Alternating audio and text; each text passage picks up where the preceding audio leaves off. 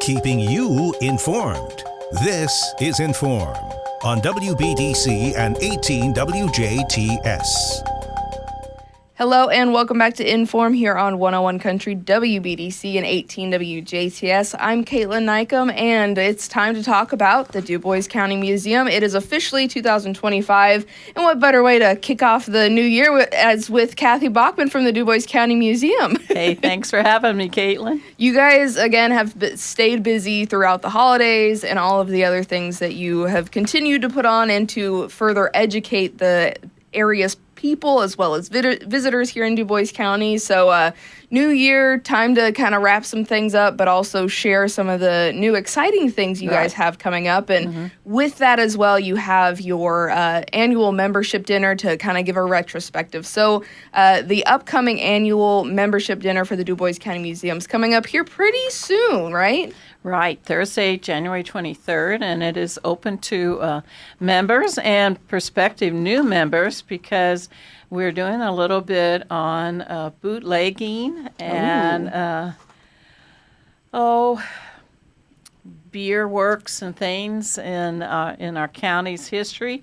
We're going to start at 5 o'clock with kind of like a discussion with our Vince Lucci of St. Benedict Brew Works. Sorry, Vince, if I messed up your name.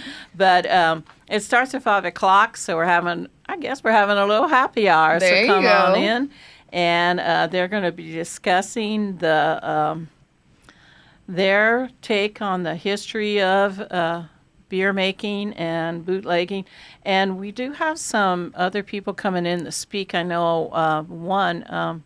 Vicki Whitaker is a coordinator, and she's been talking to Mike Lindar from Ferdinand and his stories about the gangsters coming to Ferdinand and the people that were involved with making moonshine and Dubois Dew and all those names they gave them.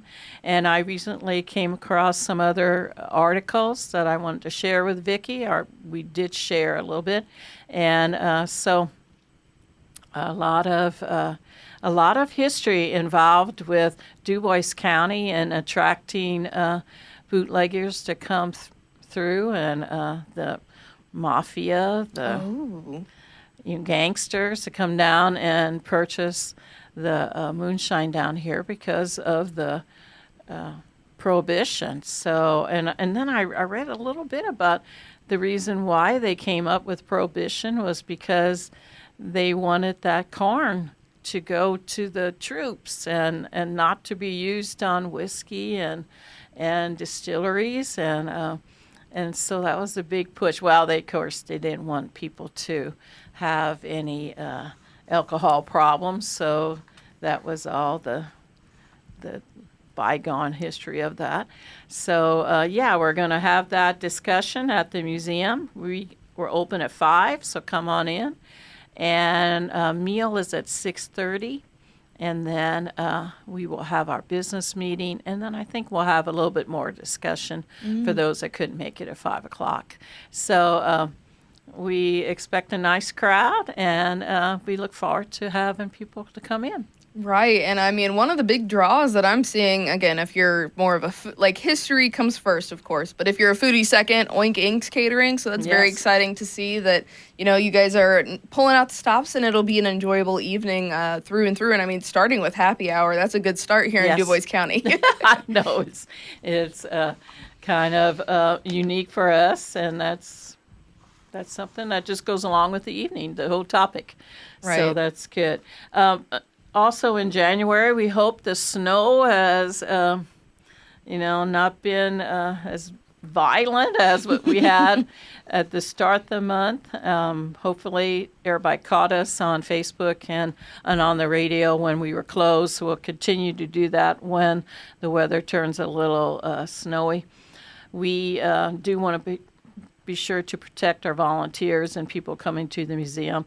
And with that snow we just recently had, just to get the sidewalks cleared and the parking lot cleared, it took a little bit of coordinating. So thanks so much to people that work so hard to get that all cleared for us. Right. we do have a program on January 19th, which is with the Patoka Valley Amateur Radio Club, and they are excited. And let's say that you want to learn more about this program, come on in. They're going to have a roundtable discussion about amateur radio capabilities. And I know that the old slang word was ham radio operators, and I think they still go by that. And so people are invited, public's invited. You can learn about this. I know some of the club were talking to me, some members of the club were saying about how it could be something that's important for weather. And if we have just a really catastrophic event that we need more communication, they will be on the spot. So come on in. The club had a little slogan at the bottom. They invite all of you to join them in this out of this world opportunity experience. So I am looking forward to their panel discussion. What day and time is that? That is Sunday, January 19th, starting at 1:30 at the museum at 2704 North Newton.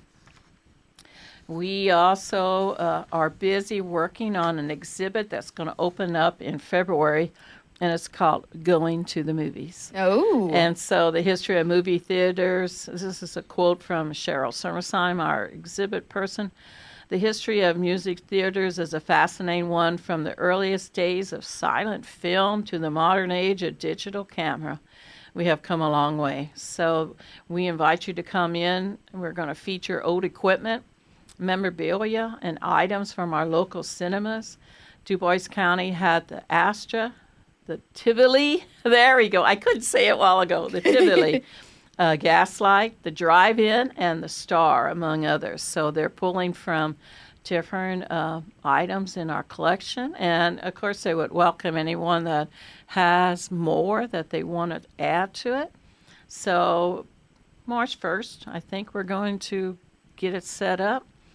I was just talking about the Tivoli, and the Astra and the Tivoli were owned by the Goodswaller family, and the Tivoli was located there where Mike's Barbershop is. And so I just can't imagine going into that. I just remember it was an open doorway like you see for theaters. Right. And so I'm just looking forward to seeing more pictures of that. So get a plug there for Mike's Barbershop, but it might have been more to the left of that. So, it would be pretty nice. I will say, as a movie buff and movie historian myself, you're going to have hopefully a lot of new people come in and really come to appreciate this different type of exhibit, because local history is plentiful, but having more of these niche things, same thing with beauty and barbershops when you guys had that a few months ago. It's very interesting to see these different divisions and how you guys explain them, especially in a rural, small-town vicinity such as Dubois County and these areas. Right. One thing we've had to experiment with is our story time, and that's normally the second Saturday of the month. This January, though, we had to cancel it due to the snow, but we have moved that back to 11 to accommodate our program and an area program by another facility. So we are starting ours at 11. We'll have a snack with that, and of course all activities and readings by Carrie Holsworth, our director. What age group are you looking for story time? These are all preschool Gotcha. age. Right. So we're looking forward to that. We are excited. We had a very well-attended Christmas tree exhibit. Our trees were very beautiful this year, and we have heard now from other organizations that might want a tree for next year. That's awesome. So we're excited to include other organizations, nonprofits, and just those who like decorating their Christmas tree.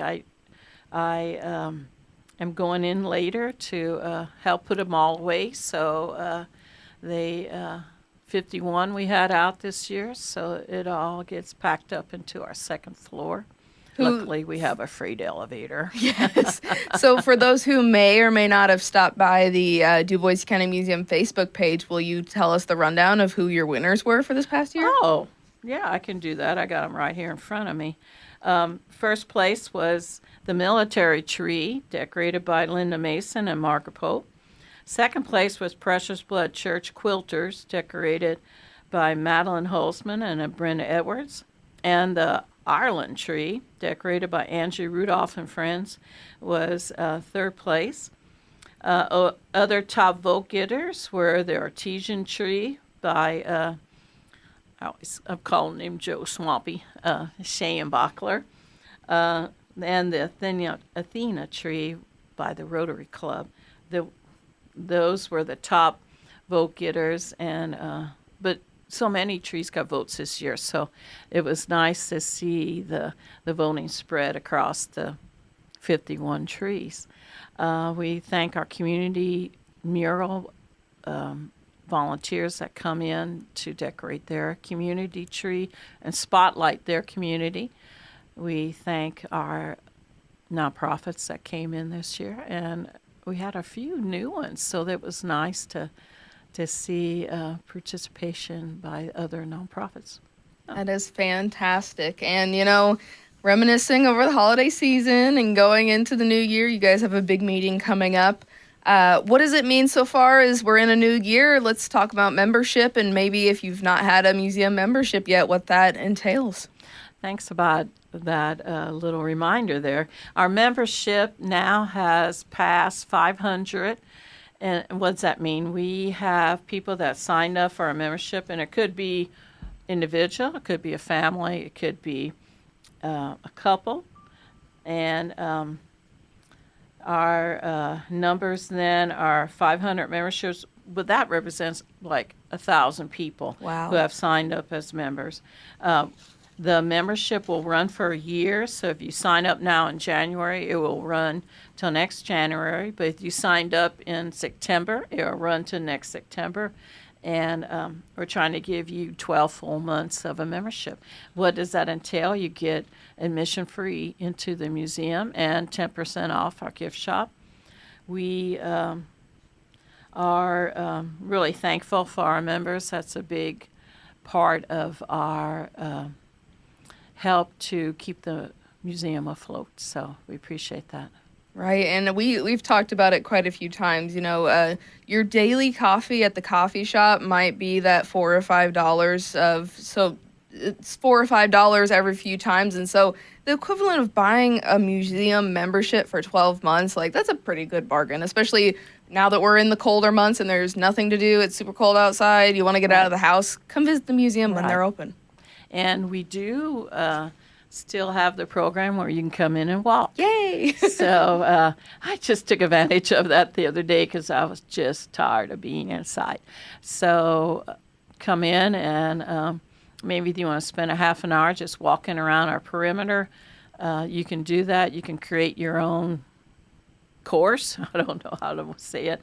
But I look forward to people coming in that take advantage of that. And I love that they keep coming back. And I know I heard from a few that we weren't open. So when it turns cold, we are there for you. And hopefully we will be able to stay open.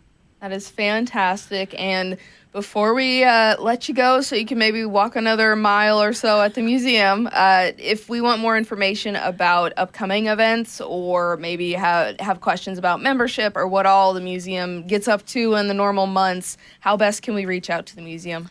I maintain the Facebook page, and we also have our website, which is www.duboiscountymuseum.org. So thanks to Mike Verkamp for maintaining that for us, and we appreciate people that come in and want to talk about the museum. We do have a group coming from another museum in Illinois.